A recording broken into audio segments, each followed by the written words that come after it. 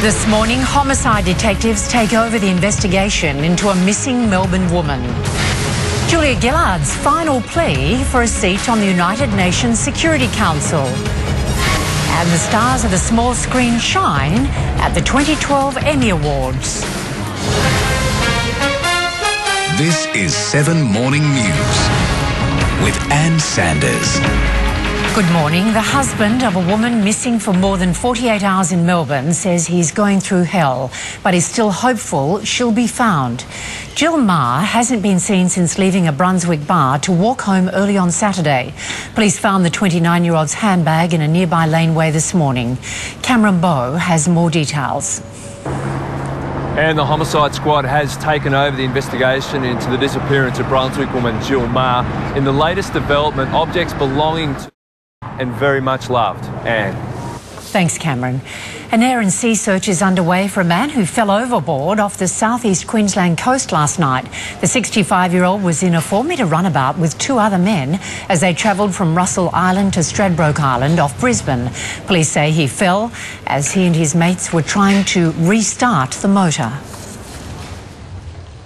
The Brisbane Water Police have done a very good job trying to condense down the search area with the information that they had. He wasn't wearing a life jacket and may have been drinking. Prime Minister Julia Gillard is in New York trying to win votes for a seat on the United Nations Security Council. She's competing against Finland and Luxembourg for one of the 2 non-permanent positions. Mike Amor is there. And this will be the first time the Prime Minister has spoken at the United Nations General Assembly. Stars of the small screen have sparkled on the red carpet as Hollywood hosts the 64th Emmy Awards. Angela Cox is outside the Nokia Theatre. Good morning, Angela. 7's Downton Abbey has just won an award. Yes, good morning, Anne. Maggie Smith has already taken out Best Supporting Actress in a Drama for that role.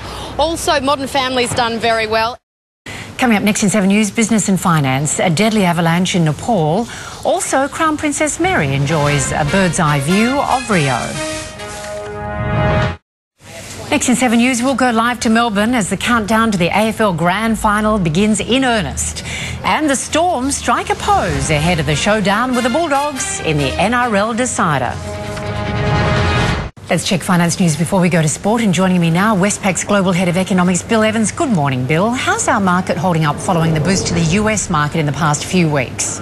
Good morning, Anne. Yes, well, our market lost a bit of ground today, down 0.7%. The lead from the US wasn't so good either. It was down about 0.15%. Stay with me here on 7's Morning News. I'll be back with the weather details right after this break. Checking today's weather now, and a trough in the east is generating showers and storms across central Queensland with a cooler change. A cold front's bringing showers and mountain snow to Victoria and Tasmania. South Australia is clearing under a high, while a trough's bringing northerly winds to WA. So around the capitals, a few showers, a possible storm in Brisbane and 31.